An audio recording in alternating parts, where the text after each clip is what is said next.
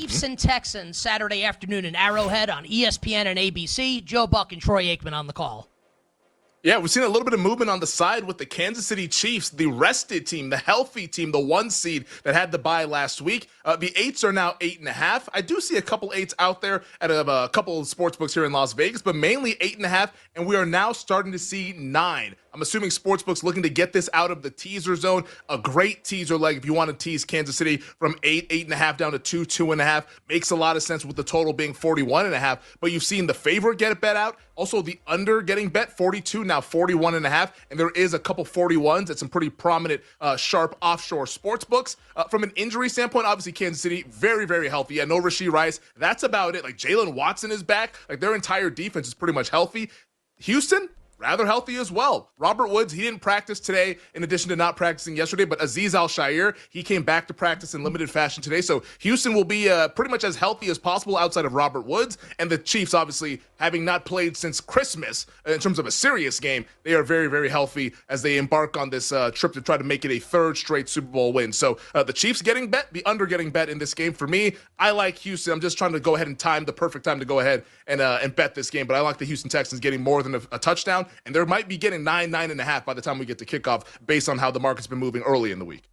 So I said this on Monday, right?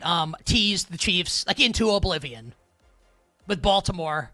And actually, just, I want to ask, just make sure we talk about this because I think there are some 1.5s on the board right now, right, for Buffalo. Plus 1.5.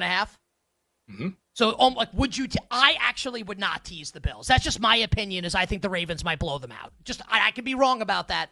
So I have the Chiefs with the Ravens, and I have the Chiefs with the Lions, and I already have Kansas City to win the Super Bowl. I have to decide if I want to try and thread the needle with Houston with the points here, because I do agree with if I had to bet the game, I actually think I would take the points with Houston. I don't feel that strongly about it. I think you feel more strongly about it than me. I think I'm probably just going to be on the sidelines here and just hoping the Chiefs win. First off, just win.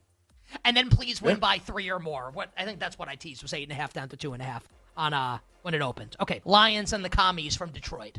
And that is the way, the Fox game, Kevin Burkhardt and Tom Brady. Yep, Tom Brady talking to Ben Johnson. It'll be a whole lot of fun. Maybe next week as well when the Lions host either the Eagles or the Rams. Right now, you're seeing 9.5s all across the market, and I do see at a pretty sharp sportsbook offshore, there's a 10 now. Like 10, it's plus 105, so it's like heavily juiced if you want to take the plus 10 with the Washington Commanders. The total, we're hanging out at 55.5, but the big news from an injury standpoint is David Montgomery of the Detroit Lions once again practicing in full today, and this being a Wednesday is a Thursday for the Commanders and the Detroit Lions since they're playing on Saturday. So this is a big development for the Detroit Lions. It seemed like Montgomery might be lost for the season, but he has made this courageous recovery with the knee injury and is in line to play Saturday night, to where their offenses can be pretty much fully healthy, well-rested off of the bye week. And defensively, I'm sure that obviously this will patch some things together, but I'm sure they're able to come up with something. But for me, at 10, it is a bet on the Commanders. And there was a 10 that popped yesterday that I did bet. I don't think it's like the banger bet of the century. It just feels like too many points for me with a really, really talented quarterback in Jaden Daniels, who maybe at the end of this playoff run, we might be saying we'll never get plus 10 in the playoff game with Daniels for the rest of his career. So I had to take the opportunity for this game Saturday night. I think that was really well said and probably right. Eagles and the Rams on Sunday afternoon on NBC and Peacock. Mike Tirico, Chris Collinsworth on the call in potentially snowy Philadelphia. Yeah, we haven't seen a ton of movement with the side. Now, there was an initial movement early on at open Monday night after the Rams beat the Vikings. Some sportsbooks opened 6.5. Those hooks are all gone. We are 6 pretty much across the board. There's a pretty prominent offshore sportsbook that's actually 5.5 minus 120 if you want to lay it with the Philadelphia Eagles and you don't want to have to lay 6 there. So 6 is the consensus number, 6 minus 110. The total, that's kind of gone back and forth. Initially at open 45.5 and 45. That got bet to the under. I bet some under at 45. I've always liked the Eagles in an under situation, whether it was going to be the Rams or the Minnesota Vikings. It got all the way down to 43, but then at that point, then you saw some buyback on the over to where we're now 44 consensus. There's a couple 43.5s, but 44 is our consensus number, which is kind of a key-ish number when you talk about totals in the NFL. So 6 and 44. My guess is that we'll see more Eagle money show up a little bit later on this week. Like I think a lot of sharp bettors, a lot of modelers, they like the Philadelphia Eagles because the Eagles cover a lot, and the Eagles have been I mean, the Eagles are a great team. Like they covered a lot of numbers. Like we've seen them consistently get rated like there was a dip on Philadelphia midseason. I remember when they were a 3-point dog at Cincinnati. Like remember that market? And like they just blew the hell out of the Cincinnati Bengals in that game. And then like ever since then, we've seen the Eagles get a lot of credit in the market. And I think you're going to continue to see that later on this week to where maybe we do get some 6.5. So as somebody who is interested in the Rams at a big number, I'm going to go ahead and sit back and wait. But my bet currently right now is on the under, and I see this being a low-scoring game regardless if the Eagles or the Rams win this one. I think both defenses have clear advantages in this matchup. I did take the Rams on Monday night plus 6.5 at open. So obviously, like, want to wait to see, like Femi said, like where the market goes, maybe put some more money down on the game when and if the market moves later this week for the Rams and the Eagles. And Femi, game of the year in the NFL, Ravens and the Bills in Buffalo on Sunday afternoon. CBS, Jim Nantz, Tony Romo on the call. What's happening here?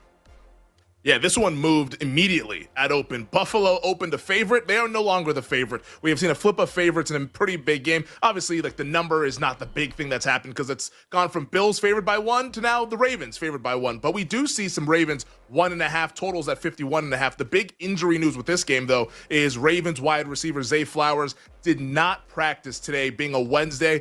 He obviously missed last week's game, didn't practice at any point last week after injuring his knee in Week 18, that Saturday game against Pittsburgh. He could still play. The Ravens have said that he could play if he doesn't practice this week. But if we don't see him practice Thursday or Friday, I think it's the kind of, you'd be hard-pressed to imagine that he's going to be out there on the field Sunday afternoon in Buffalo. So my guess is that it's probably going to be no Zay Flowers, but that's just me guessing. No information, but just based on how things have been going with him and his recovery from the knee injury.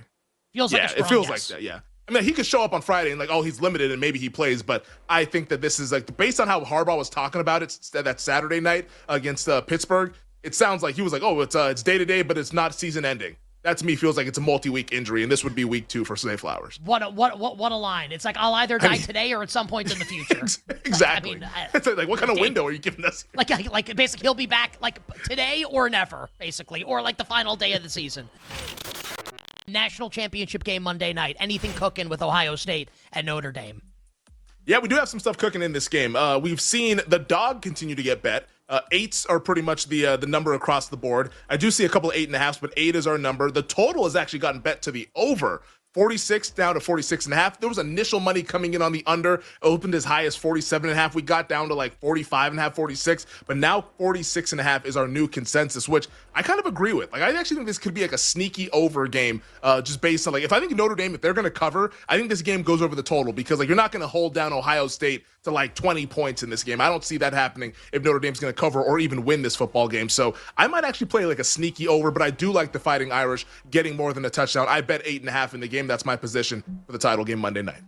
What qualifies an over as a sneaky over? I guess when everyone thinks that it's going to be low scoring. Same way, would Commanders Lions be like a sneaky under? Hell yeah, that's sneaky under. Because everyone thinks about that game, it's like Detroit scoring 30 or 40, and then Jane Daniels, the Commanders offense. And if you think it's going to be like, I don't know, 27-24, which would be under the total, sneaky under. I think, is there a content device here potentially? Sneaky, was it like sneaky bets? Sneaky totals? Sneaky links? Sneaky links? Sneaky totals? Sneaky yes, totals? Sneaky legs is not sneaky legs. Sneaky links, which is I guess is that a millennial or Gen Z term? What does it mean? When people, it's like a side piece essentially. Like that's what it's like. Oh, my sneaky links. So like when we did like the Riz thing on the show, like I didn't know what Riz was, but I had seen the term like written. I actually think today, this is the first day I'm old because not only do I not know what sneaky links is, I've also never heard anyone say it, and I've never seen it in writing before. Like sneaky links to me is like the last piece of sausage that you want to grab before someone else does.